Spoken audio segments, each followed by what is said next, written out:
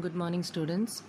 Today's class is arranged for class 8th, and we are going to continue our chapter 1, which is crop production and management. We have already discussed some of the topics regarding this chapter, so we will just revise those topics that we have already discussed. We have discussed about agricultural practices.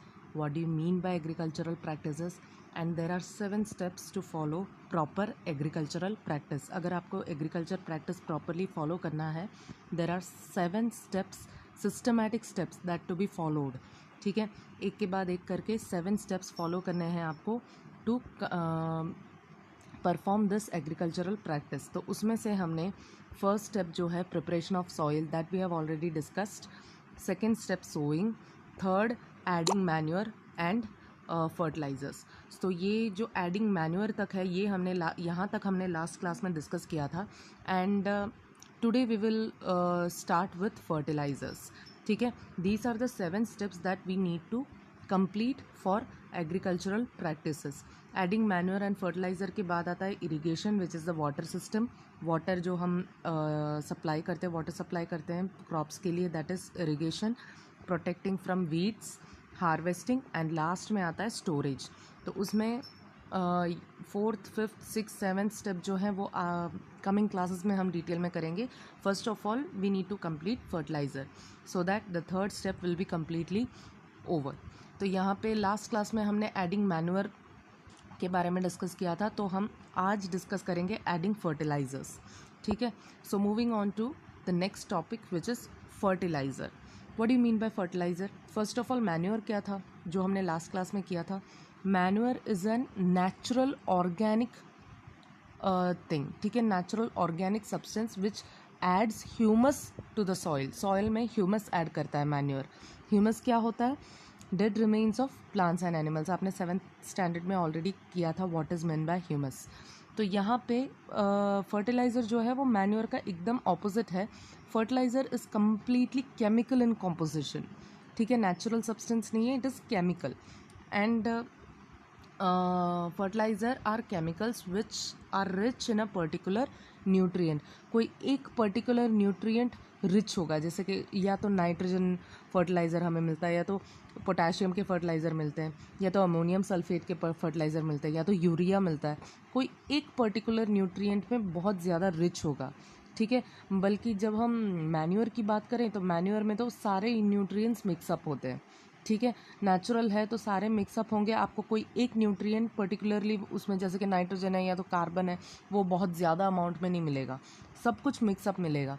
But यहाँ पे fertiliser का एक advantage क्या है?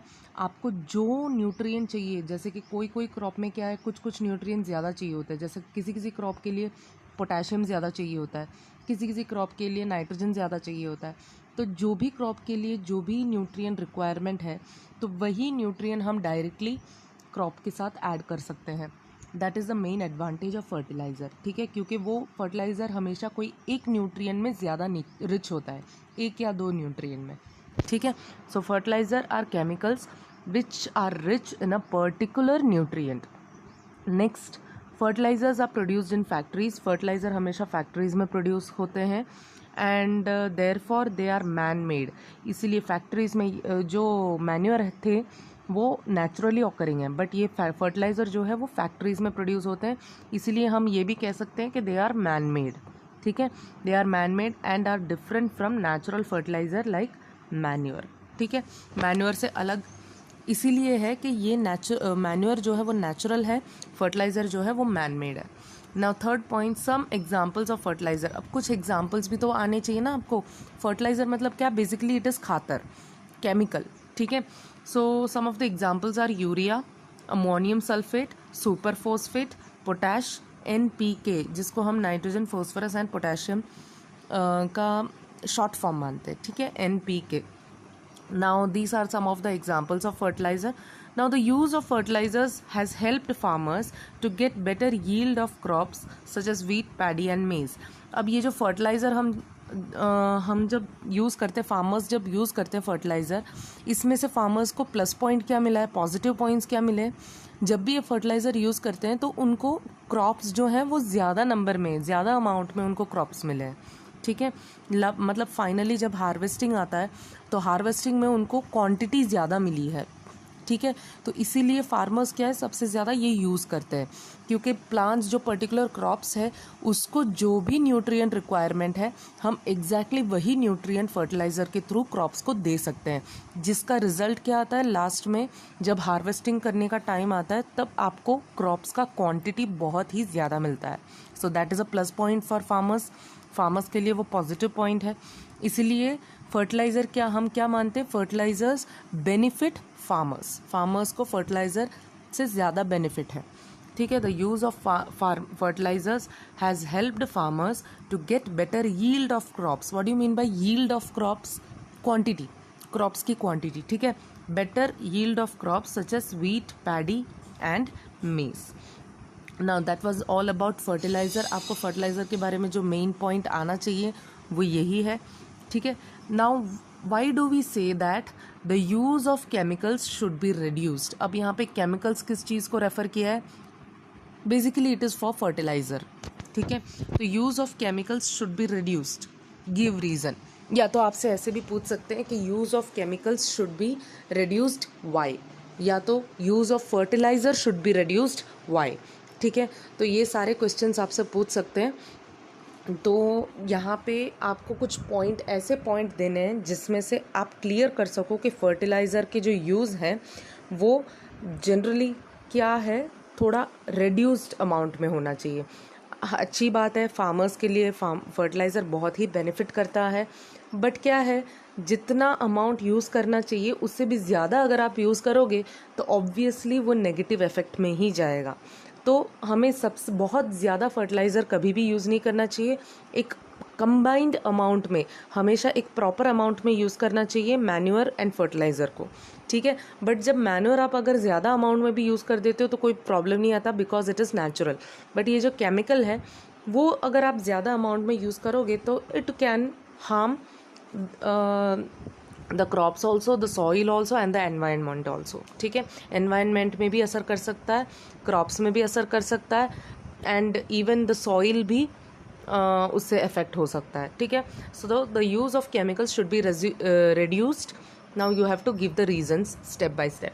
First one is the soil texture spoils, ठीक है। Soil का जो टेक्सचर है, मतलब मिट्टी क्या है, मिट्टी का जो अच्छा न्यूट्रिएंट रिच टेक्सचर होता है वो बिगड़ जाता है। अब आप ज़्यादा केमिकल यूज़ करोगे मिट्टी के अंदर, या तो ज़्यादा फर्टिलाइज़र बहुत ज़्यादा डाल दोगे तो ऑब्वियसली मिट्टी क्या है, एकदम मिट्टी का जो टेक्सचर है वो बहुत ही ख़राब हो जाएगा, एंड फर्टिलाइज़र का जो अमाउंट है जैसे कि न्यूट्रिएंट है वो आगे रहेगा, ठीक है। अब ऐसा तो नहीं है कि आप प्लांट्स ग्रो करोगे तो आपको मिट्टी नहीं चाहिए, सिर्फ फर्टिलाइज़र चाहिए, तो it will be completely dominated by chemicals. So हम ऐसे कह सकते हैं कि अगर आप केमिकल ज़्यादा यूज़ करोगे मिट्टी में, the soil's texture will be spoiled, ठीक है। So the second point, sometimes crop may destroy or crop production is reduced। कभी कभी क्या होता है, sometimes crop may destroyed, आप ज़्यादा फर्टिलाइज़र डालोगे तो उससे भी क्रॉप जो है वो डिस्ट्रॉय हो जाते हैं, कभी कभी ख़राब हो जाते हैं ज़्यादा फर्टिलाइज़र से, ठीक है, या तो सड़ जाते हैं कोई क्रॉप। और क्रॉप प्रोडक्शन, हमने पहले कहा था कि फर्टिलाइज़र अगर आप डालोगे तो क्रॉप जो है उसकी क्वांटिटी बहुत अच्छी आपको मिलेगी। बट अगर ऐसी भी एक बात आती है कि अगर आप फर्टिलाइज़र हद से ज़्यादा डाल देते हो सॉइल के अंदर तो क्रॉप में क्वांटिटी आपको जितना बड़ा मिलना था उतना मिलेगा ही नहीं, आधे से ज़्यादा क्रॉप सड़ भी जाएंगे और क्वांटिटी या तो यील्ड उतना आपके हाथ में आएगा नहीं, ठीक है। So fertiliser should be reduced, fertiliser जो है प्रॉपर अमाउंट में यूज़ होना चाहिए। Third point, the soil pollution occurs due to the effect of chemical fertiliser. हाँ, ये भी एक बात है, जो फर्टिलाइज़र है वो अगर आप ज़्यादा यूज़ करोगे तो सॉइल जो है वो पोल्यूट हो सकता है, जिससे हम कह सकते हैं कि सॉइल पोल्यूशन, ठीक है। मतलब सॉइल का जो टेक्सचर है, सॉइल के अंदर जितने भी न्यूट्रिएंट्स हैं, नेचुरल न्यूट्रिएंट्स हैं, वो सारे ख़त्म हो जाएंगे। मतलब जो ह्यूमस, ऑलरेडी सॉइल के अंदर एक अमाउंट ऑफ ह्यूमस होता है, आपने पढ़ा था लेयर्स ऑफ सॉइल में लास्ट ईयर 7th स्टैंडर्ड में सॉइल के अलग अलग लेयर्स पड़े थे। उसमें एक लेयर में कम्प्लीटली टॉपमोस्ट लेयर जो है उसके नीचे ही ह्यूमस का लेयर होता है ना। तो जो ऑलरेडी ह्यूमस है सॉइल के अंदर वो भी डिस्ट्रॉय हो जाता है, मतलब सॉइल पोल्यूट ही हुआ वहाँ पे, है ना. The soil pollution occurs due to the effect of chemical fertilizers that is useful micro organisms present in the soil are destroyed. मतलब क्या, सॉइल पोल्यूट होना मतलब एक तो ह्यूमस बिगड़ जाएगा.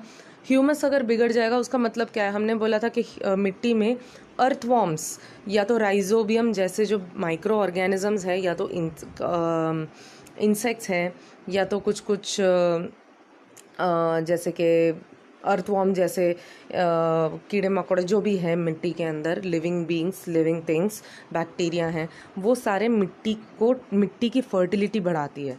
सॉइल का जो न्यूट्रिएंट फॉर्म है वो बढ़ाता है, या तो ह्यूमस को बढ़ाता है.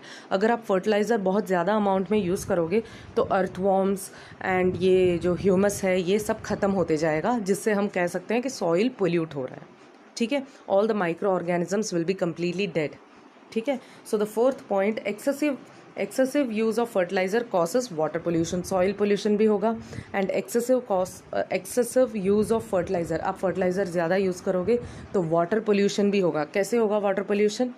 देखो, ये जितने भी फर्टिलाइज़र की बात हम कर रहे हैं ना, जितने भी आपने यूरिया पढ़ा, सुपर फॉस्फेट पढ़ा, तो ये सारे जो फर्टिलाइज़र हैं they all are highly water soluble.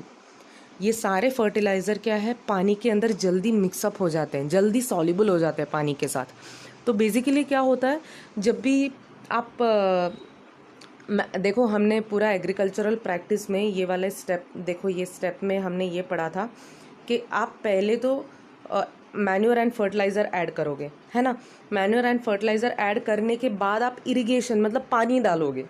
और आप मान लो कि आपने ज़्यादा अमाउंट में फर्टिलाइज़र डाल दिया है, ज़्यादा अमाउंट में फर्टिलाइज़र आपने मिट्टी में डाल दिया है. ठीक है, अब उसके बाद आप जब इरिगेशन दे रहे हो, वाटर सप्लाई कर रहे हो, तो ऑब्वियसली फर्टिलाइज़र वाटर सॉल्युबल है, हाईली वाटर सॉल्युबल है.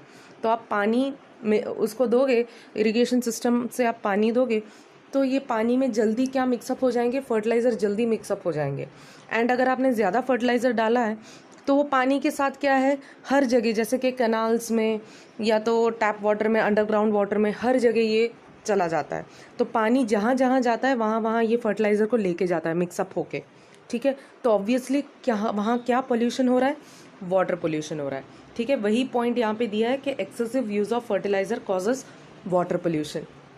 वाटर पोल्यूशन इसीलिए होता है क्योंकि fertilizer are highly water soluble substances, जल्दी सॉल्युबल हो जाते हैं, जिससे पानी के साथ वो मिक्सअप होके हर जगह पानी के कैनाल्स जो हैं, वेल जो हैं, कुएं जो हैं, वहाँ पे चले जाते हैं, जिससे वो वाटर पोल्यूट हो जाता है.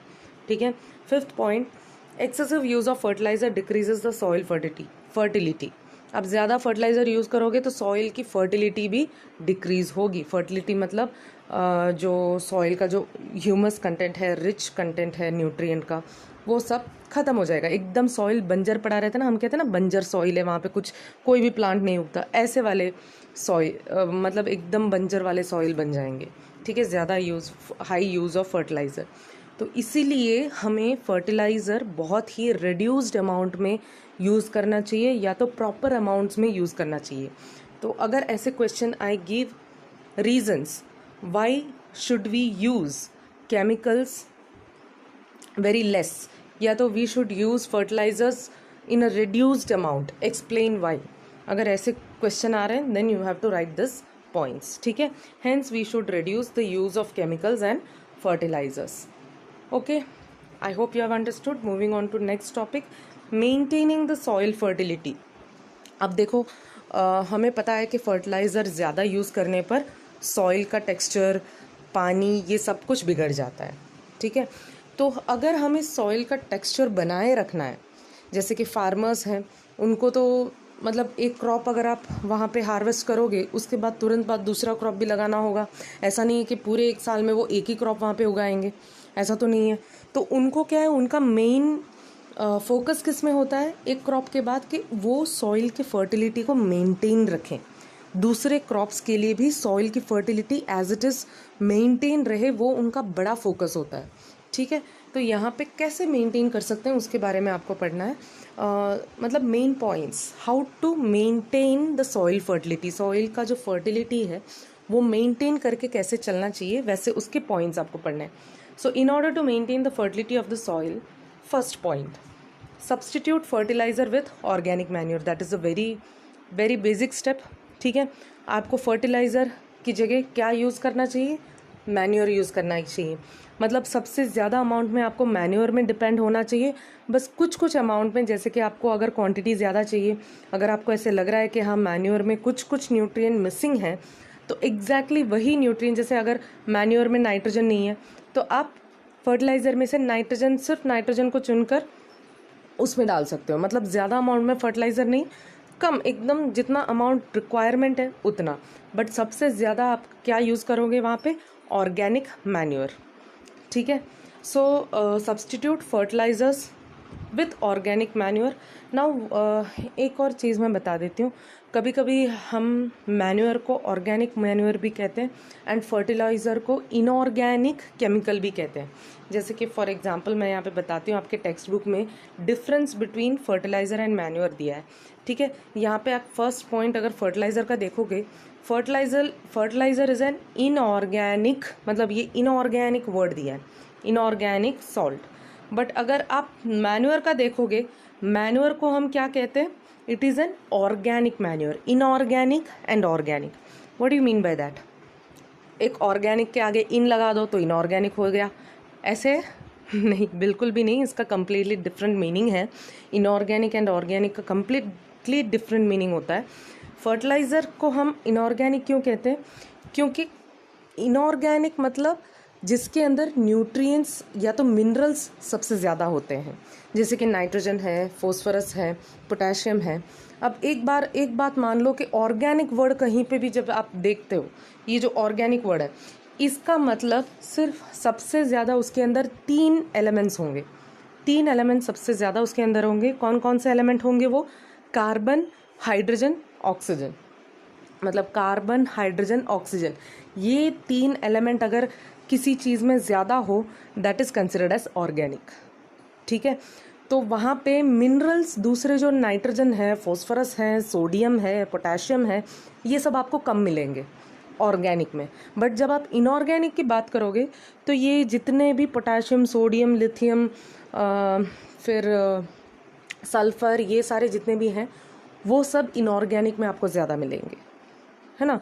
आपको सिर्फ इतना ध्यान रखना है, ऑर्गेनिक वर्ड मतलब जिसके अंदर सबसे ज़्यादा कार्बन, हाइड्रोजन एंड ऑक्सीजन का प्रेजेंस हो। ठीक है, इनऑर्गेनिक मतलब इनऑर्गेनिक में ये कार्बन, हाइड्रोजन एंड ऑक्सीजन नहीं मिलेगा आपको, बाकी दूसरे जितने भी एलिमेंट्स हैं वो सारे मिलेंगे। ठीक है, तो ये वर्ड याद रखना, जब भी हम फर्टिलाइज़र की बात करेंगे हम इनऑर्गेनिक वर्ड यूज़ करेंगे, क्योंकि उसके अंदर कार्बन, हाइड्रोजन, ऑक्सीजन की कमी होती है, बाकी जितने भी एलिमेंट्स हैं वो सबसे ज़्यादा होते हैं। ठीक है, और जब हम मैन्योर की बात करेंगे उसके अंदर कार्बन, हाइड्रोजन, ऑक्सीजन का ही कंपाउंड होगा सबसे ज़्यादा, जैसे कार्बोहाइड्रेट्स हैं, प्रोटीन्स हैं, तो ये सब प्रोटीन्स में इनऑर्गेनिक भी हैं, कार्बोहाइड्रेट सबसे ज़्यादा। ठीक है, तो ऑर्गेनिक जब भी हम बात करेंगे तो कार्बन, हाइड्रोजन, ऑक्सीजन सबसे ज़्यादा उसके अंदर होता है। सो वो वर्ड हमेशा याद रखना, organic and inorganic. Substitute fertilisers, coming back to our point, देखो first point, substitute fertilisers with organic manure. जो फर्टिलाइज़र है, इनऑर्गेनिक फर्टिलाइज़र है, उसको ऑर्गेनिक मैन्योर से सब्सटीट्यूट करो, मेंटेन करने के लिए, सॉइल फर्टिलिटी को मेंटेन करने के लिए फर्स्ट पॉइंट है। ठीक है, second point, leave the field uncultivated. ठीक है, जो एक बार अगर आपने एक एरिया में, अगर आपका एक फार्म है, वो फार्म में अगर आपने एक वीट का बहुत कल्टिवेट कर लिया, मतलब एक टाइम में आपने वीट का कल्टिवेशन कर लिया, उसको हार्वेस्ट कर लिया, स्टोरेज के लिए रख दिया। अब उसके बाद आपको कुछ दिन तक वो फील्ड जो है वो ऐसे कैसे ही खुला छोड़ देना है, without doing any agricultural activities. कोई भी एक्टिविटी उसके अंदर करना नहीं है एग्रीकल्चर का, बस ऐसे कैसे ही खुला छोड़ देना है, अनकल्टिवेटेड छोड़ देना है। फैलो मतलब ऐसे ही जो हम अनकल्टिवेटेड के लिए थोड़े टाइम के लिए हम फार्म छोड़ते हैं ना, उसको हम फैलो कहते हैं। ठीक है, सो एंड वो प्रोसेस जो है सॉइल की फर्टिलिटी को बढ़ाने के लिए होता है, क्योंकि थोड़े दिन तक हम मैन्योर को मिक्स करके थोड़े दिन तक मिट्टी को ऐसे ही हम छोड़ देंगे वहाँ पे without any cultivation, so the soil can get back it's fertility, उसकी फर्टिलिटी जो है वो धीरे धीरे वापस आने लगती है, क्योंकि पहले वाला जो क्रॉप आपने वहाँ पे उगाया था वो क्रॉप के जितने भी रूट्स हैं वो प्लांट्स सब ने वो मिट्टी के अंदर से सारे न्यूट्रिएंट खींच लिए होंगे, मतलब उन सॉइल में फर्टिलिटी का बहुत कम अमाउंट होगा। एंड यहाँ पे आप जैसे उसको खुला छोड़ देते हो, मैन्योर को मिक्सअप करके एक थोड़े दिन तक खुला छोड़ते हो, तो वापस से वही न्यूट्रिएंट सॉइल के अंदर धीरे धीरे बढ़ता जाएगा।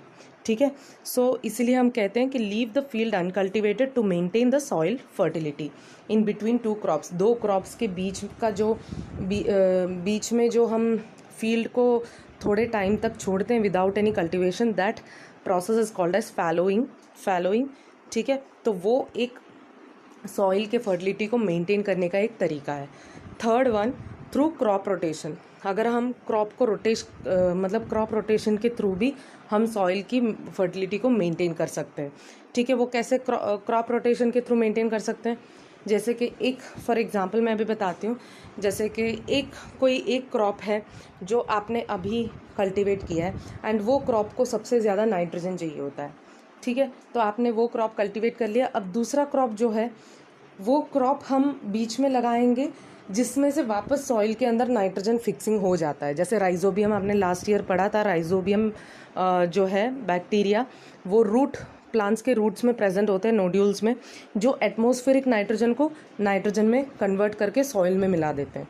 अगर आपने एक ऐसा कोई क्रॉप यूज़ किया है जिसमें से ऐसा आपको लग रहा है कि मिट्टी के अंदर जितने भी नाइट्रोजन है वो सारे ख़त्म हो गए, तो आपको क्रॉप को रोटेट करना चाहिए। मतलब दूसरे लेग्यूमिनस प्लांट्स जो हैं जिनके रूट्स के नीचे राइजोबियम होते हैं, वैसे वाले प्लांट्स को आपको वापस कल्टीवेट करना चाहिए, जिससे सॉइल के अंदर वापस नाइट्रोजन आ जाए।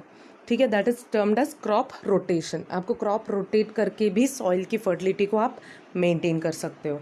So through crop rotation this can be done by growing different crops alternately मतलब एक के बाद एक। ठीक है, आप ऑल्टरनेटली डिफरेंट क्रॉप्स को ग्रो करोगे, इससे भी सॉइल फर्टिलिटी मेंटेन हो सकती है। For example, farmers in northern India, मतलब नॉर्थ साइड में अगर आप देखोगे, यहाँ पे भी आपको पता ही होगा ये सब, यूज टू ग्रो लेग्यूम्स क्या होते हैं? Leguminous plants. ठीक है, आपने लास्ट ईयर पढ़ा था, लेग्यूमिनस प्लांट्स वो होते हैं जैसे कि फॉर एग्जांपल ग्रीन पीस। ठीक है, ग्रीन पी जो प्लांट होते हैं उनके रूट्स में नोड्यूल्स होते हैं, छोटे छोटे नोड्यूल्स, मतलब राउंड शेप के नोड्यूल्स होते हैं, जिसके अंदर राइजोबियम बैक्टीरिया होता है, जो बैक्टीरिया एटमॉस्फेरिक नाइट्रोजन को सॉइल में मिक्सअप करके जो प्लांट्स ले सके वैसे वाले नाइट्रोजन में कन्वर्ट करते हैं। ठीक है, so to northern India, farmers in northern India used to grow legumes as fodder. What do you mean by fodder?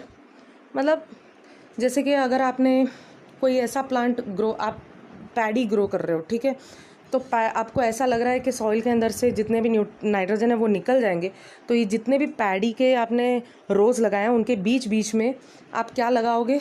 ये लेग्यूमिनस प्लांट लगाओगे, मतलब ऑल्टरनेट लगाओगे, एक रो पैडी का, एक रो लेग्यूमिनस प्लांट का, ताकि जितना भी नाइट्रोजन यूज अप हो जाए तो वो वापस से सॉइल में आता रहे लेग्यूमिनस प्लांट से। एंड फॉडर एक्चुअली फॉडर ऐसा क्रॉप होता है जो हम मतलब बिजनेस करने के लिए नहीं लगाते, मतलब एक क्वांटिटी मिलने के लिए नहीं लगाते। Actually it is used as hay, मतलब फॉडर को निकाल के फिर हम क्या करते हैं, एक्चुअली वो कैटल्स को फूड के तौर पे दे देते हैं। ऐसा नहीं कि हम उसके लिए फर्टिलाइज़र सब कुछ डाल के उसको भी उगाए वहाँ पे। ठीक है, दैट इज़ फॉडर। कोई भी प्लांट मटेरियल जो हम जस्ट हे के लिए, मतलब कैटल्स के खाने के लिए हम उगाते हैं, उसको हम फॉडर कहते हैं। तो लेग्यूमिनस प्लांट्स वहाँ पे एक पर्पस ये है कि सॉइल की फर्टिलिटी मेंटेन रहे, इसीलिए हम लेग्यूमिनस प्लांट्स बीच बीच में लगाते हैं, बट लास्ट में वो एक्चुअल में क्या करते हैं, हम उसको फॉडर की तरह कैटल्स को दे देते हैं। ठीक है, सो इन वन सीजन, एक सीजन में वो लेग्यूमिनस प्लांट्स फॉडर की तरफ बीच बीच में लगाएंगे and wheat in next season, अब दूसरे सीजन में वो बीट करेंगे। ठीक है, लेग्यूमिनस प्लांट्स बीच बीच में लगा के नाइट्रोजन को मिक्सअप करके सॉइल को फर्टाइल बना देंगे एंड दूसरी बार वो वीट कल्टीवेट करेंगे। Now this helped in replenishment of the soil. Replenishment मतलब क्या? एनरिचमेंट, मतलब नाइट्रोजन या कोई भी न्यूट्रिएंट सॉइल के अंदर आप ज़्यादा मिक्सअप करते हो, बहुत हाई रिच हो जाता है, उसको हम रेप्लेनिश कहते हैं। ठीक है। Replenish of the soil with nitrogen, rhizobium के बारे में मैंने यहाँ पे दिया है, just read that. Rhizobium present in root nodules of leguminous plants fixes the atmospheric nitrogen in the soil. Now moving on to next topic, advantages of fertilizer and disadvantages of fertilizer. It is fertilizer के advantages क्या है मैंने already आपको बता दिया है। It is water soluble, therefore it replenishes the soil with minerals rapidly। ठीक है, वाटर soluble है इसीलिए पानी के साथ जल्दी मिक्सअप होके प्लांट्स के अंदर वो जल्दी एब्जॉर्ब हो जाता है एंड प्लांट्स को जो भी न्यू मिनरल्स चाहिए वो जल्दी वो खींच लेती है। Second advantages, crop production increases and fertilisers give instant effect. आप फर्टिलाइज़र जब भी यूज़ करते हो तो क्रॉप प्रोडक्शन क्या हो जाता है, लास्ट में क्वांटिटी आपको बहुत ज़्यादा मिलता है, that is an advantage. And fertiliser जो है प्लांट के अंदर इंस्टेंट इफेक्ट करती है, मतलब जल्दी इफेक्ट करती है, जो कि मैन्योर कभी करता नहीं है, मैन्योर को टाइम लगता है। ठीक है। Third, fertiliser can be supplied as per the mineral required. ये भी मैंने आपको ऑलरेडी समझाया था, जो भी पर्टिकुलर मिनरल प्लांट को चाहिए होता है वो पर्टिकुलर मिनरल हम सप्लाई कर सकते हैं फर्टिलाइज़र के थ्रू। ठीक है, these three are the main advantages of fertiliser. Now coming to the disadvantages of fertiliser, use of fertiliser decreases the water holding capacity and texture of soil. मैंने बोला था कि ये जल्दी डिज़ोल्व हो जाता है पानी में एंड इसलिए हम ये भी कह सकते हैं कि वाटर होल्डिंग कैपेसिटी, सॉइल का जो वाटर होल्डिंग कैपेसिटी है, ठीक है, वाटर को होल्ड करे रखना एक प्लस पॉइंट होता है सॉइल का, बट वो जो है कि होल्ड करके रखने का जो एबिलिटी है वो फर्टिलाइज़र से बिगड़ जाता है सॉइल का, इसलिए हम ये भी कह सकते हैं कि सॉइल की टेक्सचर भी बिगड़ रही है।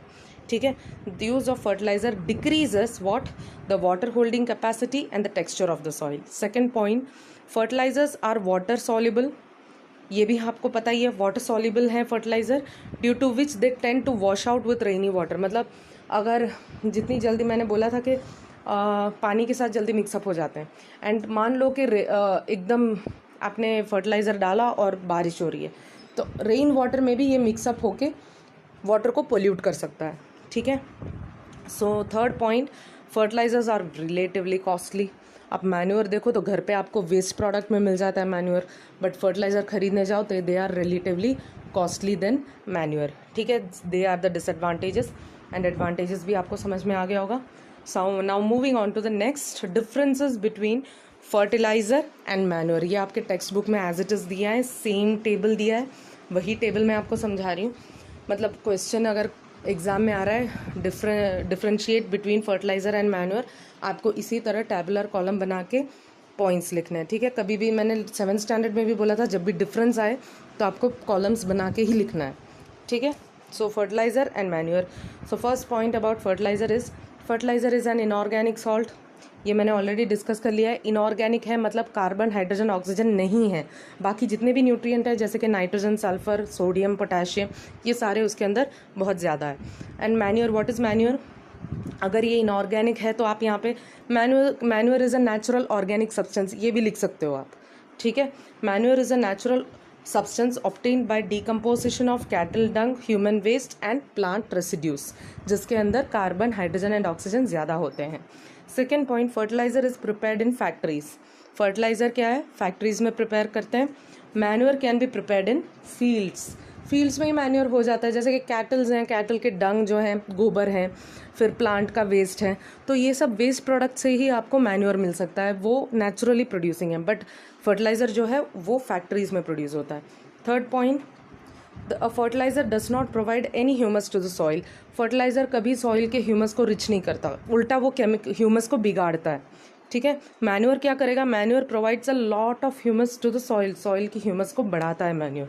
Fourth point, fertilisers are very rich in plant nutrients like nitrogen, phosphorus and potassium. हम जो फर्टिलाइज़र फैक्ट्रीज में बनाते हैं वो प्लांट्स को जो भी मिनरल्स रिक्वायरमेंट होती है, बेसिक रिक्वायरमेंट होती है, वही मिनरल्स को एडअप करके बनाते हैं। ठीक है, मतलब प्लांट के न्यूट्रिएंट जो है जैसे कि नाइट्रोजन, फॉस्फोरस, पोटेशियम, वो सब में रिच होते हैं फर्टिलाइजर्स। बट मैन्योर क्या होते हैं, जैसे मैंने बताया था फर्टिलाइजर आर इनऑर्गेनिक, इसलिए नाइट्रोजन, फॉस्फोरस, पोटेशियम से रिच होते हैं। But manure is relatively less rich in plant nutrient. मतलब ये जो नाइट्रोजन, फॉस्फोरस सब है वो मैन्योर के अंदर उतना ज़्यादा अमाउंट में होता नहीं है। वहाँ पे ज़्यादा अमाउंट में क्या होता है, कार्बन, हाइड्रोजन एंड ऑक्सीजन। ठीक है, So I hope you have understood the difference between fertilizer and manure. So that's all for today's class. हमने पूरा जो एग्रीकल्चरल प्रैक्टिस है उसका 3rd स्टेप तक अभी कंप्लीट कर लिया है, जैसे preparation of soil, sowing and adding fertiliser and manure. अब नेक्स्ट क्लास में हम इरिगेशन से स्टार्ट करेंगे. That will be the 4th step. So till then take care. Bye students. Have a nice day.